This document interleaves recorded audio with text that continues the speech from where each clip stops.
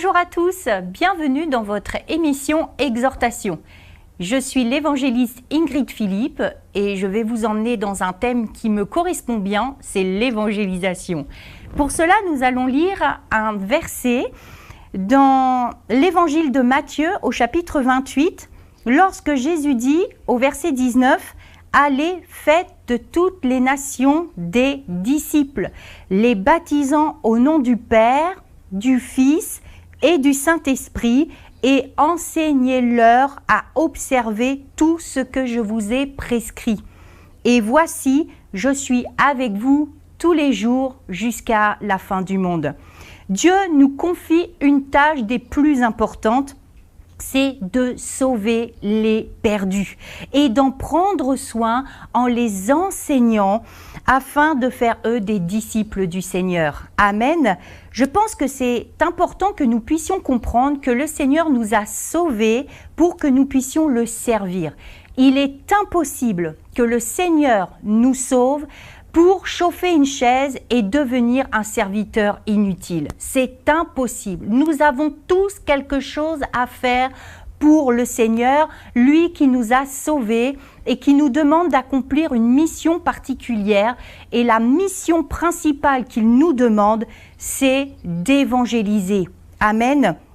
Jésus nous fait la promesse d'être avec nous tous les jours jusqu'à la fin du monde. Comment ? Avec le Saint-Esprit. Lorsque nous connaissons le Seigneur Jésus, lorsque nous sommes nés de nouveau, alors le Saint-Esprit remplit le temple que nous devenons. Nous sommes le temple du Saint-Esprit. Et le Saint-Esprit nous remplit de force, nous remplit de la nature du Seigneur Jésus-Christ, nous remplit de l'amour de Dieu. Et cet amour qui brûle en nous, qui est là, doit être propagé à tous ceux qui n'ont pas encore rencontré l'amour de Dieu. Amen. Le Seigneur nous demande encore aujourd'hui, allez, allez, faites de toutes les nations des disciples. Ce n'est pas exclusivement réservé au ministère d'évangéliste, ce n'est pas uniquement réservé à ceux qui ont un appel missionnaire. Nous sommes tous missionnaires et nous sommes tous évangélistes là où le Seigneur nous place, dans nos familles, parmi nos collègues de travail, nos amis, nos connaissances. Nous avons forcément des personnes autour de nous qui ne connaissent pas la personne du Seigneur Jésus-Christ et qui ont besoin d'entendre le message de l'Évangile. Le monde est en train de se perdre, nous sommes dans les temps de la fin. Et les âmes n'attendent que ça, de voir des chrétiens qui se lèvent et qui viennent leur apporter le message de l'Évangile, qui viennent leur apporter le message de Jésus-Christ. Voilà ce que nous demande le Seigneur, c'est de faire perdurer son ministère. Le Seigneur a dit que nous allons faire des choses plus grandes que lui. Oui, c'est en mettant des actions en place et de pouvoir oser avoir l'audace de se lever et de pouvoir partir en tant que missionnaire, en tant qu'ambassadeur de Jésus-Christ, là où il nous envoie. Il n'est pas nécessaire de partir loin. Nous sommes missionnaires là où nous sommes placés et c'est là que nous devons maintenant être des témoins du Seigneur Jésus-Christ. Le matin, quand vous vous levez, commencez votre journée par dire « Saint-Esprit, utilise-moi ». Utilise-moi, utilise-moi aujourd'hui. Mets sur ma route des âmes qui sont mûres, des fruits mûrs et qui sont prêts à entendre que Jésus les aime. Vous savez, je suis donc évangéliste, comme je vous l'ai dit, et je commence à mettre des actions en place dans la rue.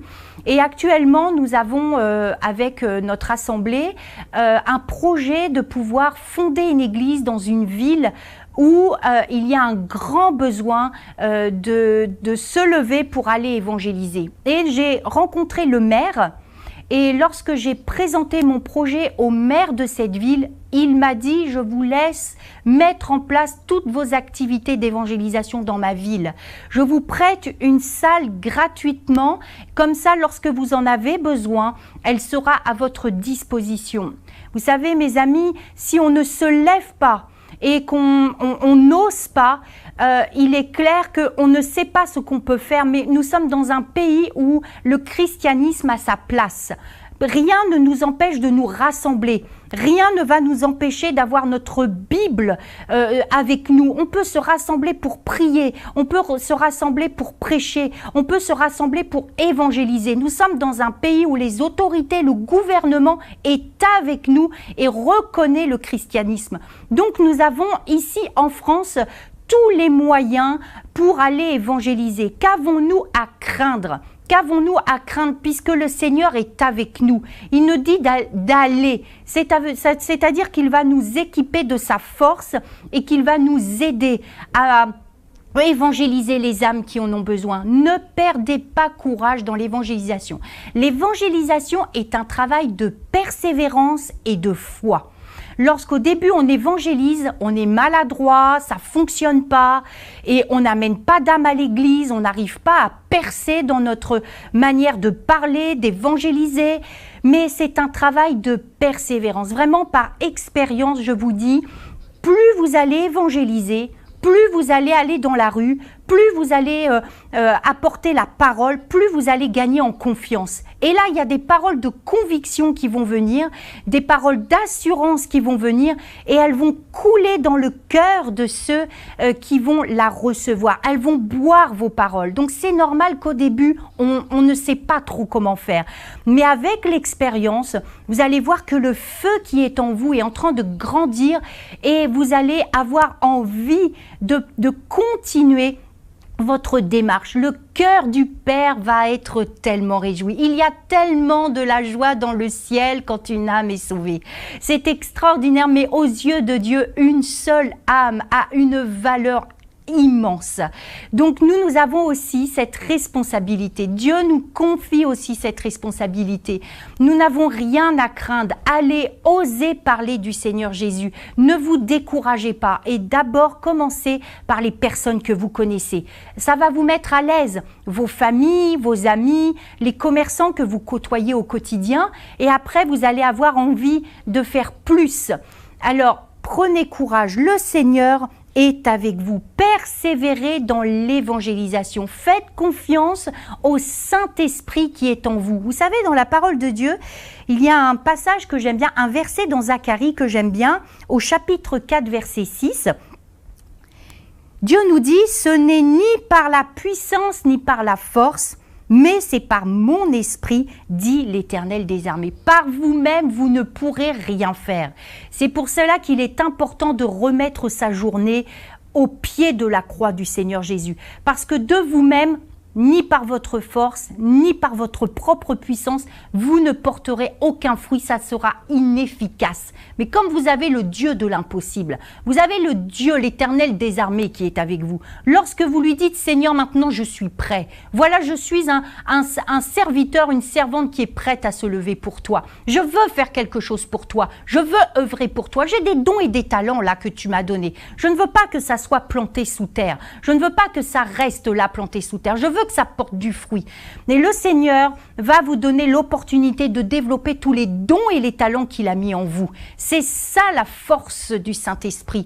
Et le Saint-Esprit va vous aider uniquement si vous lui faites confiance. Uniquement si vous lui faites confiance. Le Saint-Esprit va être celui qui va vous zéler. C'est celui qui va développer ses dons. Vous allez vous découvrir. Vous allez dire, je ne savais pas que j'étais capable de mettre ça en place. Je ne savais même pas que j'étais capable d'avoir des paroles aussi ointes, aussi puissantes. Et quand vous allez commencer à amener les âmes à Jésus-Christ, lorsque vous allez les amener à l'église, que vous allez commencer à les enseigner de la parole et que vous allez voir qu'ils grandissent et qu'ils sont prêts à se convertir et même à rentrer dans leur nouvelle naissance, wow, ça sera la plus belle de vos rémunérations.